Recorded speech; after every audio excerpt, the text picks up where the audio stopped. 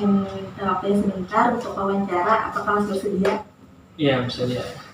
Baik, jika bersedia, bisa tolong untuk diisi dan ditandatangani. Oke.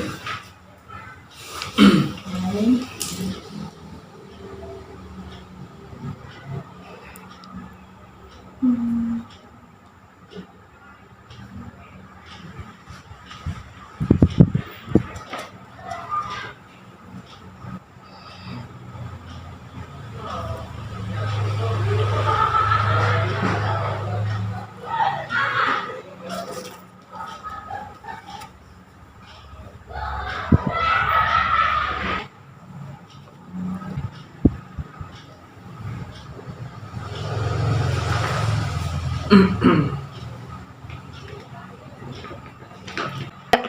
Oke, terima kasih Mas. Iya. Ini namanya siapa? Dengan siapa?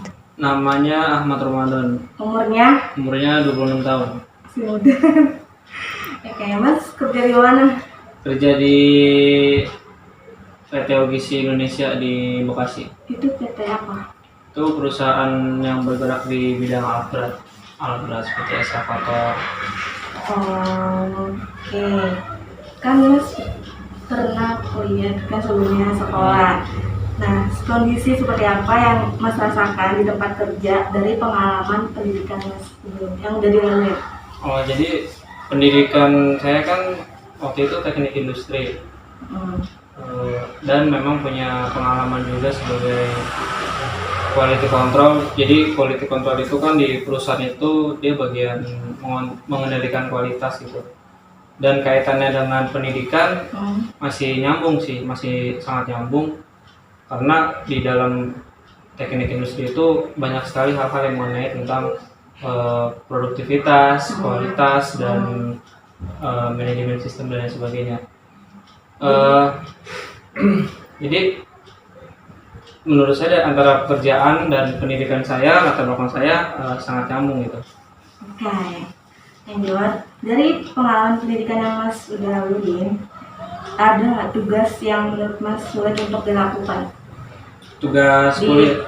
Enggak, dari pengalaman pendidikan Mas di tempat kerja ada nggak tugas yang sulit dilakukan? Gitu? Oh, tugas di pekerjaan. Dari pengalaman yang udah. Oh ya, jadi memang namanya pekerjaan itu pasti mempunyai tingkat kesulitan masing-masing ya. Ya terutama apalagi kalau di bagian saya sebagai quality control, itu bagaimana kita bisa menjudgment barang itu oke atau reject ya, atau no good. Nah itu butuh pengalaman, butuh konsentrasi, dan juga koordinasi dengan atasan apakah barang itu bisa dilanjutkan atau bisa dikirim ke customer atau tidak. Terkadang yang membuat saya sulit adalah barang ini meragukan gitu. Kita okein takut nanti ada masalah, kita NG-in juga nanti tidak bisa ngirim ke customer gitu. Nah, jika tugas yang Mas itu tidak bisa dilakukan, bagaimana solusinya untuk menyelesaikan? Biasanya kalau di perusahaan itu kan ada yang namanya struktur organisasi ya. Jadi kalau kita sebagai bawahan kita punya batasan wewenang. Jadi ketika ada masalah itu kita nggak bisa memutuskan gitu aja. Kita bahasanya itu dalam perusahaan itu biasanya lebih dikenal dengan melempar bola panas. Jadi kita follow up lagi tuh ke atasan kita, bagaimana Pak ini selanjutnya gitu. Jadi kita udah lepas tanggung jawab. Nah, pencapaian apa yang sudah Mas raih dari pengalaman pendidikan Mas tempat kerja? Misalnya kayak pencapaian kecil ada gitu yang udah pernah. Kalau saya lebih suka biasanya perbaikan. Biasanya namanya kerja itu kan apalagi di pabrik, itu ada yang namanya kendala-kendala dalam kerja. Jadi kita membuat perbaikan yang itu berdampak besar bagi diri kita dan juga perusahaan. Jadi mempermudah lah yang tadinya harusnya kita bekerja satu jam itu menghasilkan misalkan 60 barang, karena kita melakukan improvisasi, kita perbaikan bisa 1 jam itu bisa jadi 80 barang itu misalkan itu. Jelas, pasti kan ada pendidikan lain kayak selain SMK kuliah sebelum bekerja kan pasti ada pendidikan kayak misalnya kalau sekarang BLK nggak sih kayak iya BLK yang itu tuh pelatihan untuk sebelum bekerja kan. Iya. Kalau misalnya kayak istilahnya pendidikan alternatif, nah Mas pernah nggak kayak gitu kayak ikut pendidikan untuk Kalau untuk pendidikan sebelum bekerja sih jarang sih ya, paling saya ikut training aja sih. nah itu Pernah. Nah seperti apa situasi yang Mas alami di training itu? Karena training yang saya lakukan itu kan biasanya itu apalagi zaman pandemi ini ya cuma melalui apa namanya tuh Zoom via online, jadi mungkin terkendalanya ya terkendala koneksi dan lain sebagainya, tapi untuk pengetahuan bisa menambah wawasan itu apalagi berkaitan tentang perusahaan atau industri. Oke. Dari training tersebut yang Mas jalankan, apa yang dipelajari yang dipelajari dari training? Kalau yang dipelajari dari training itu ya berkaitan tentang apa namanya seputar lingkungan industri. Jadi saya ngambil training juga sesuai dengan kebutuhan saya di perusahaan gitu. Oh jadi misalkan ada training tentang quality control atau tentang produktivitas ya saya ikut karena berkaitan karena akan bermanfaat buat pekerjaan. Oke. Jika dalam training tersebut nggak sesuai sama Mas, apa yang Mas lakukan? Saya tetap menerimanya karena namanya ilmu itu kan apa namanya nggak terbatas gitu, kita nggak bisa harus ilmu satu aja, nggak bisa ya. Walaupun saya tidak sesuai atau tidak mengerti tetap saya terima itu buat pengalaman. Apa yang membuat Mas bertahan selama training tersebut? Ya karena ya itu tadi menambah pengalaman dan wawasan. Oke. Selanjutnya pengetahuan. Seperti apa situasi seperti apa yang memicu pengetahuan keterampilan Mas di tempat kerja? Situasinya ya itu yang memicu Mas kadang kita namanya bekerja itu kan bosan ya. Kadang namanya kerja 8 jam sehari, seminggu, sebulan, setahun, kadang bertahun-tahun ya. Kadang kita bosan, gimana caranya supaya pekerjaan itu nggak membosankan. Atau ya, tadi saya bilang tuh di awal itu apakah kita buat perbaikan atau kita mempermudah pekerjaan. Jadi sesuatu hal yang pertama itu bosan gitu. Gimana caranya biar nggak bosan, itu aja. Dari pengetahuan tersebut, gimana cara Mas mengaplikasikannya di tempat kerja? Dari pengetahuan dasar yang Mas punya diaplikasikan di tempat kerja ya Pak? Mengaplikasikannya ya. Oke, dari pengetahuan dasar yang Mas milikin, gimana cara Mas mengaplikasikannya di tempat kerja? Di pengalaman di industri itu kan banyak ya. Salah satunya pengendalian kualitas atau quality control. Jadi pas banget sama kerjaan saya tuh sebelumnya dan sampai saat ini. Jadi apa yang saya pelajarin dan bahkan skripsi saya itu tentang pengendalian kualitas. Artinya suatu hal yang di perusahaan membuat barang itu jelek atau NG, bagaimana caranya supaya itu tidak berulang lagi kayak keesokan harinya gitu. Jadi saya buat perbaikan agar supaya masalah ini tidak muncul lagi gitu. Jika Mas tidak bisa menguasai pekerjaan tersebut, apa yang Mas lakukan? Tindakan yang Mas ambil jika Mas tidak bisa mengerjakan pekerjaan itu? Ya, saya berkoordinasi dengan bagian lain dan bahkan atasan agar supaya masalah itu selesai. Jadi kita ya melempar masalah kita ke atasan kita. Oke, misal pengetahuan dasar Mas tidak sesuai dengan di tempat kerja Mas, gimana Mas menyikapinya? Saya akan berusaha belajar hal yang baru. Oke, Dimas kerja di bidang apa? Alat berat. Itu pasti ada peralatan yang kan banyak banget. Nah, seperti apa kondisi peralatan yang digunakan? Peralatan yang digunakan. Kondisinya seperti apa? Kondisinya ya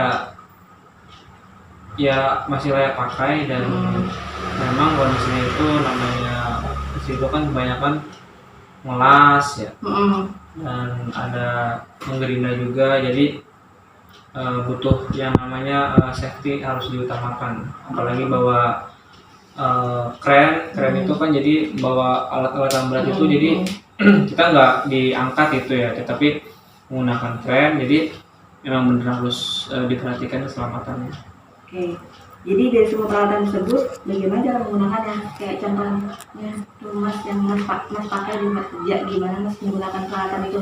Kalau saya kan di bagian kualitas itu hanya menggunakan alat ukur seperti penggaris, meteran, dan juga alat ukur lainnya untuk pengecekan. Nah, jika ada salah satu peralatan yang mas mungkin nggak bisa gunakan, apa yang akan mas lakukan? Saya belajar sama senior, sama rekan kerja yang udah pengalaman.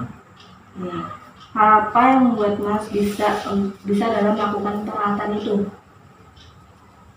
Bisa menggunakan peralatan itu? Iya, bagaimana? Oke. Hal apa yang membuat mas bisa dalam menggunakan peralatan tersebut? Ya, pertama namanya kita awalnya belum bisa ya, cuma karena saya mau belajar, saya pengen tahu dan terbiasa, ya akhirnya saya bisa menggunakan alat-alat tersebut. Oke. Nah, pasti kan di tempat kerja ada prosedur pekerjaan. Apa saja prosedur kerja yang ada di tempat mas bekerja?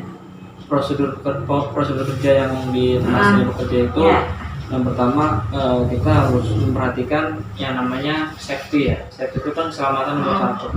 Jadi kalau misalkan kondisi kita nggak aman, nggak safety, kita jangan bekerja gitu. Jadi kita periksa dulu lingkungan sekeliling kita apakah aman untuk bekerja. Kalau udah aman kita bekerja gitu. Lalu kita ada yang namanya kalau di quality itu check sheet, jadi lembar kerja yang harus dicek itu apa aja gitu. Jadi kita berpatokan sama check sheet ini gitu, sama kertas ini, barang A yang harus dicek, bagian ini harus dicek, jadi kita berpatokan sama yang namanya check sheet gitu. Oke. Dari prosedur yang telah dibuat, gimana mas menjalankannya? Saya menjalankannya sesuai dengan aturan-aturan yang memang sudah berlaku di bagian saya pribadi, di departemen. Jadi setiap bagian itu departemen itu punya prosedur kita masing-masing gitu. Contohnya di produksi, nggak mungkin dong produksi itu prosedur kerja sama bagian quality, sama bagian office gitu. Nah, ketika ada prosedur tidak sesuai harapan, bagaimana mas menyikapinya? Saya melapor ke atasan, Pak ini harus diperbaiki, tidak seperti ini. Hal apa yang membuat mas puas ketika menjalankan prosedur tersebut?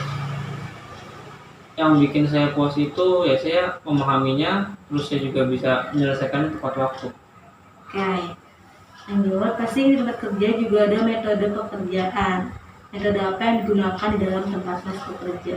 Metode yang digunakan adalah bagaimana supaya proses itu bisa berjalan dengan baik. Jadi dalam bekerja itu kan ada proses-proses yang memang harus dilalui itu, yang nggak bisa istilahnya dari A, B, C, D langsung loncat dari A ke D. Jadi harus sesuai dengan tahap-tahap yang sesuai dengan prosedur kerja. Oke, dari metode tersebut, bagaimana mas dapat memahaminya?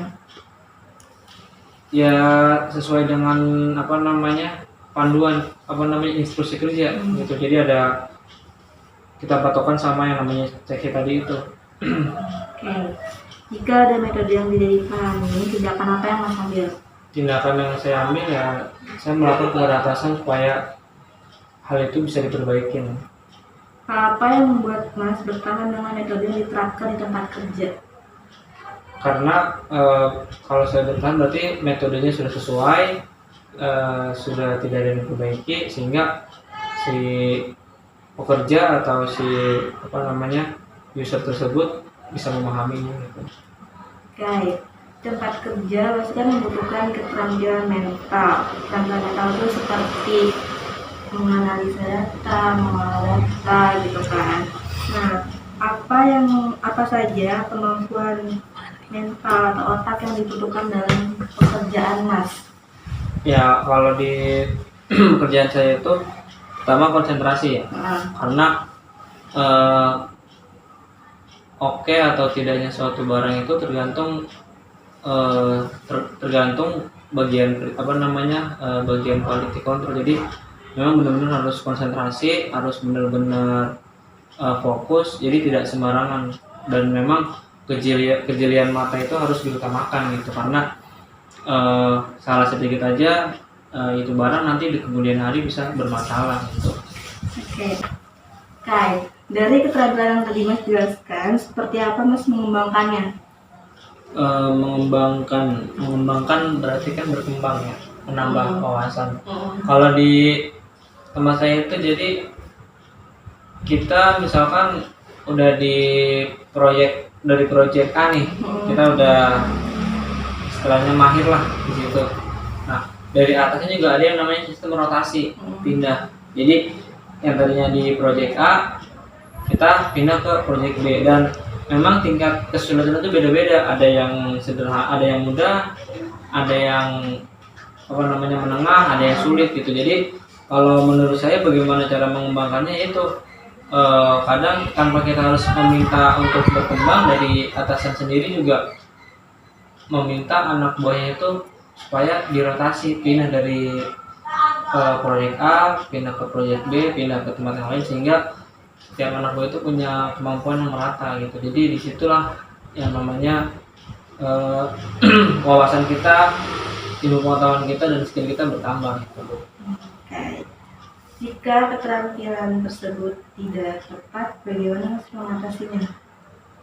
Balik lagi tentang masalah ketidaktepatan itu ya, biasanya ya itu, saya kalau misalkan ada sesuatu yang tidak tepat, yang mengganjal, yang susah, yang tidak dimengerti, saya biasanya kalau di perusahaan itu ya kita nanya sama senior kita yang udah lama, Pak ini harus seperti gimana, Pak ini harus seperti apa, cara perbaikan apa, ini gimana. Jadi kita jangan diem diri, dan kita juga jangan merasa so tahu gitu. Jadi lebih baik kita nggak tahu dan bertanya, daripada kita so tahu karena kita nggak tahu gitu. Hal apa yang membuat Mas puas terhadap keterampilannya Mas? Saya bisa menguasainya semuanya gitu. Jadi walaupun tingkat kesulitan pekerjaan itu beda-beda, tapi kalau kita bisa, kita puas, kita senang, itu di situ ada rasa kebanggaan buat diri saya pribadi. Baik, tadi kan udah keterampilan mental, sekarang keterampilan fisik tuh. Fisik. Kondisi fisik seperti apa yang membuat Mas dapat bertahan di tempat kerja? Yang bisa bertahan karena gini. Kondisi Ya. Fisik seperti apa? Misalnya kayak mungkin lanjut. Kondisi fisik seperti apa yang membuat Mas dapat bertahan dengan pekerjaan saat ini? Kondisi fisiknya, jadi gini. Untuk jawaban itu, kalau saya pribadi, kondisi fisik kan emang namanya kerja itu kan capek ya. Tapi tingkat kelelahan dan kelelahan setiap kerjaan itu beda-beda.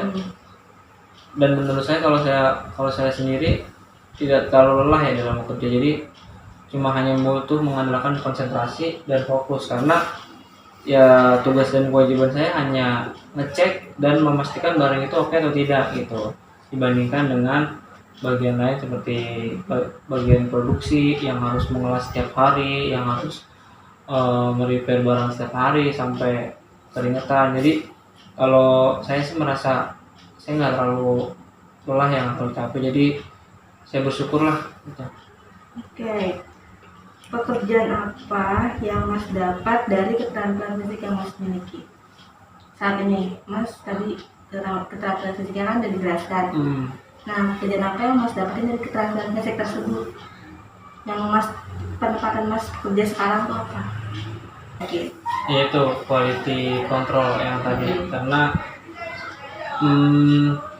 pertama juga memang saya punya pengalaman di perusahaan sebelumnya. Jadi quality control, sehingga untuk di perusahaan sekarang ini tidak terlalu mengandalkan fisik tapi mengandalkan keterampilan, fokus, dan pengalaman. Oke. Lanjut, jika keterampilan fisik Anda tidak terasah, bagaimana Mas mengembangkannya? Kalau saya orangnya suka mencoba suatu hal-hal yang baru, kadang suka bosan juga. Kalau quality control itu kan dia ngecek, lalu kalau udah nggak ada yang dicek bingung mau ngapain. Kadang saya suka bantu-bantu bagian produksi, ngelas atau gerinda yang gampang-gampang, sehingga saya tahu cara ngelas seperti ini cara.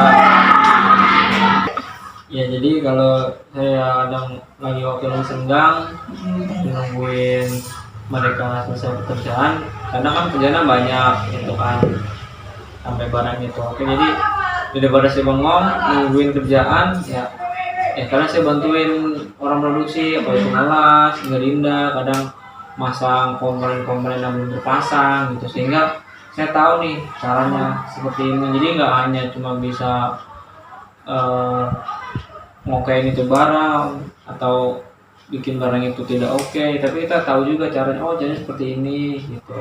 Jadi yang tadinya kita belum tahu cara ngelas, yang tadinya kita belum tahu cara gerinda, cara masang-masang yang lain. Itu apa? Gerinda itu ya itu apa namanya, kayak kita motong besi atau ngalusin bagian-bagian besi yang tajam, di gerinda tuh dengan tajam gitu. Okay.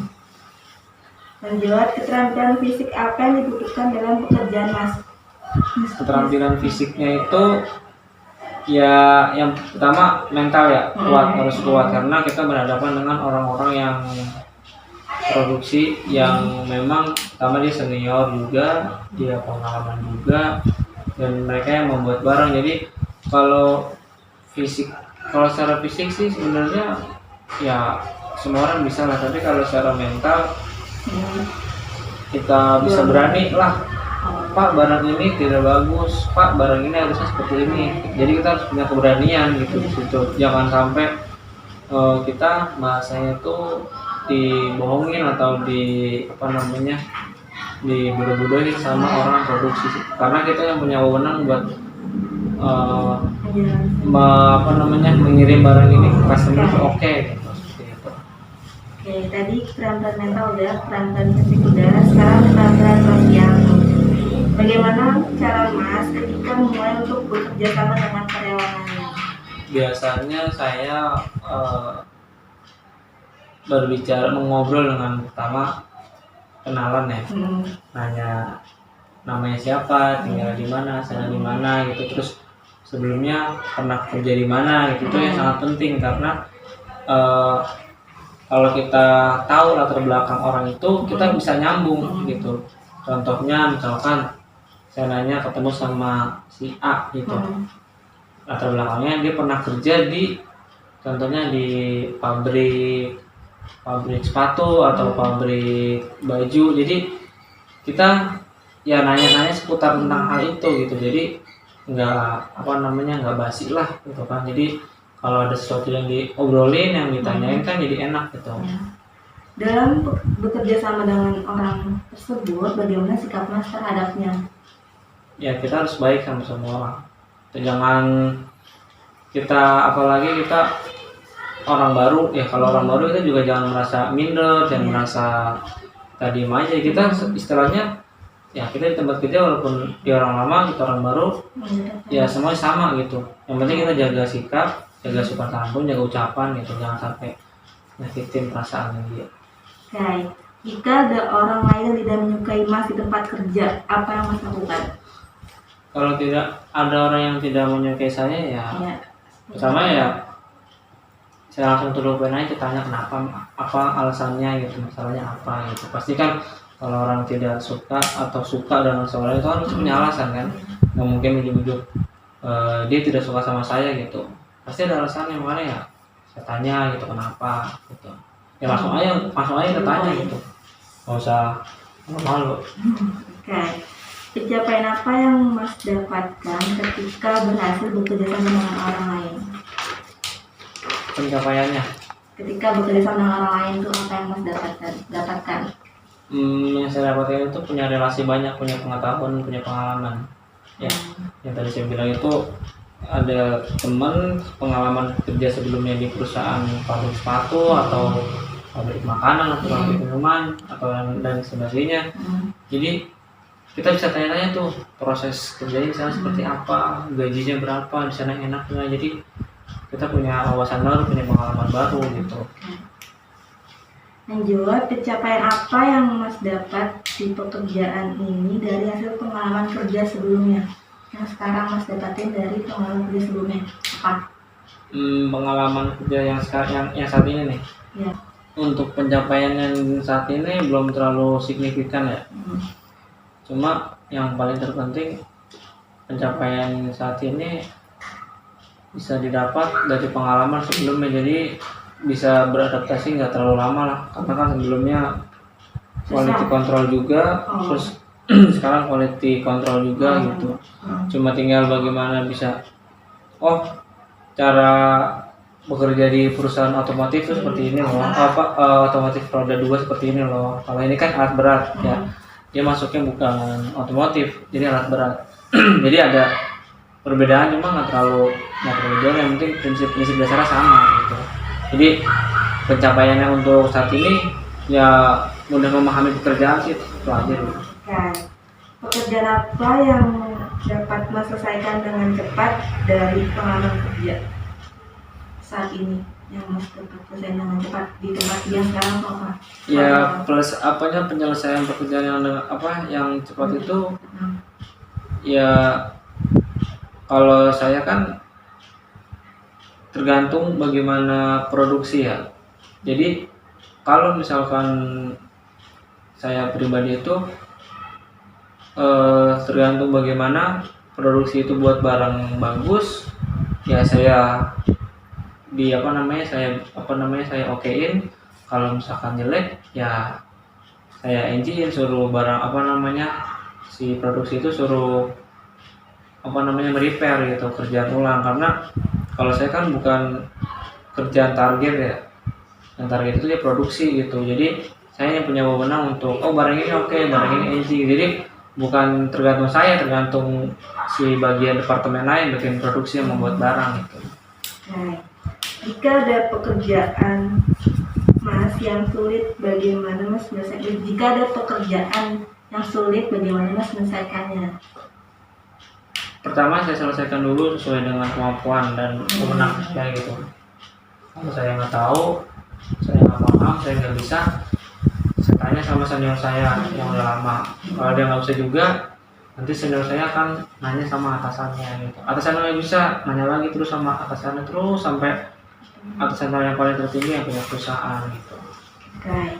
Hal apa yang memicu Mas untuk bertahan di tempat kerja yang sekarang? Ya pertama karena kebutuhan ya, karena memang belum saat ini dari kondisi pandemi sekarang memang jadi kerja memang sulit gitu. Jadi ya kita bertahan dengan yang ada, karena pasti ada hikmah di balik semua ini gitu. Ada ya namanya pekerjaan pasti punya resiko yang beda-beda, punya pengalaman yang berbeda, punya teman kerja yang berbeda-beda. Terus juga kalau di perusahaan itu pasti ada fasilitas-fasilitas yang berbeda-beda setiap perusahaan kan.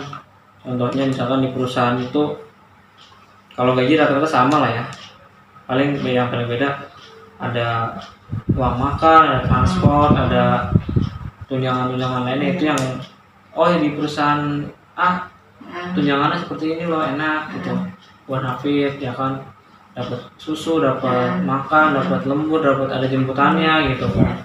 Terus ada bonus, ada THR. Kita di perusahaan ini cuma dapat ini doang gitu. Jadi ya kita bisa tahu lah kondisi perusahaan itu yang bikin kadang yang harus kita bertahan di pekerjaan. Setiap pekerjaan itu ya supaya kita tahu gitu, setiap perusahaan itu beda-beda, punya keuntungan berbeda-beda, punya latar belakang yang berbeda-beda gitu. Mas pernah merasa tertekan nggak bekerja di situ? Terus kayak punya keinginan untuk keluar atau mencari? Kalau masalah tertekan, itu sih tergantung kita pribadi ya. Kalau apalagi kan background saya kan S1 sarjana, terus pengen mendapatkan pekerjaan yang sesuai, bisa disamain sama anak baru lulus SMA, baru lulus STM dari segi pekerjaan dan gaji. Kadang dari situ ada yang namanya kan gengsi ya, tapi pengen sesuatu yang lebih gitu, lebih dalam arti pekerjaannya, status jabatannya, terus gaji dan lain-lainnya lah. Jangan kita punya pengalaman, punya ijazah ya walaupun cuma S1, jangan disamain sama terus sama anak yang baru lulus sekolah STM, SMA gitu kan. Ya itu sih paling yang ya kalau ada kerjaan yang lebih baik kenapa enggak gitu aja. Bagaimana Mas jika ada orang yang lulus kuliah selesai pendidikan tapi dia belum dapat pekerjaan? Ya pertama namanya lulus kuliah itu kan nggak cuma kita doang, ya, dan nggak cuma kampus kita doang, dan jurusan nggak cuma kita doang kan, pasti setiap lulusan itu mungkin ada ribuan bahkan ratusan ribu, kan mungkin ya satu angkatan itu bisa jutaan lah ya, nggak tahu lah. Tapi gini, setiap perusahaan juga kan punya kriteria pendidikan yang berbeda-beda. Tergantung dari orang itu juga. Kalau memang dia mau mencari pekerjaan yang sesuai dengan pendidikannya dia, ya dia harus sabar. Tapi kalau dia mau pekerjaan yang di luar dari pendidikannya dia, sebenarnya banyak. Itu tinggal balik lagi ke orang itu, dia mau berusaha apa enggak. Kalau dia mau berusaha untuk nyari pekerjaan apa aja, ya mungkin banyak. Ya sama-sama S1 contoh misalkan, banyak tuh pendidikan S1 ya. Tapi kalau pendidikan S1 di perusahaan itu hanya membutuhkan jurusan teknik atau jurusan tentang kimia, analis dan sebagainya, dan background kita pendidikan, kita nggak bisa masuk kalau secara administrasi. Tapi kalau misalkan kita mau mau mencoba, nggak ada salahnya gitu. Mungkin dari perusahaan itu bisa melihat kemauan dan semangat belajar, dari semangat bekerja kita gitu. Dan nanti pasti yang namanya di interview itu ditanya, kamu kan jurusannya analisis kimia misalnya, kok kamu ngelamarnya di otomotif gitu. Ya tinggal jawab aja, Pak, saya mau bekerja apa aja walaupun saya tidak punya background atau pengalaman gitu. Karena pas yang ngomong gini, saya punya pengalaman dulu, teman saya itu pendidikan S1 fisika, backgroundnya pendidikan, tapi kerjanya di otomotif gitu kan. Dan juga ada lagi teman saya jurusan sastra Jepang, kerjanya di otomotif, bagiannya ya bagian logistik, ngangkat gitu. Tapi kata dia, itu kerjaan yang dia dapat sekarang gitu. Jadi kalau kita mau nyari yang linear, yang sesuai dengan background pendidikan kita, emang ada susah gitu. Tapi kalau kamu nyari pengalaman di luar sana, ya banyak gitu. Tergantung kita mau saklek apa enggak gitu kan. Ya saya misalkan teknik industri, tapi ada lamaran, ada lowongan di contohnya di kantor nih atau di pemerintahan.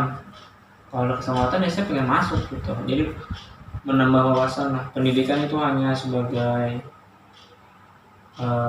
jalan kita buat menuju karir kita ke depannya gitu. Nggak mesti kita pendidikan atau kita teknik, kita harus sejalan dengan teknik. Itu bagus. Jadi semakin tinggi ilmu seseorang itu bukan semakin luas ya, tapi semakin dalam gitu. Saya teknik, saya satu teknik industri, saya S2-nya pengen teknik industri lagi. Ilmu saya nggak luas, tapi dalam, makin mendalami ilmu tersebut gitu. Nah itu aja sih ya, sepengetahuan saya gitu. Oke, baik buat Mas Ayan, saya sudah sangat cukup puas dengan jawabannya. Sebelumnya terima kasih banyak dan maaf kalau mengganggu. Sekiranya itu aja, mohon maaf. Assalamualaikum warahmatullahi wabarakatuh. Waalaikumsalam warahmatullahi wabarakatuh.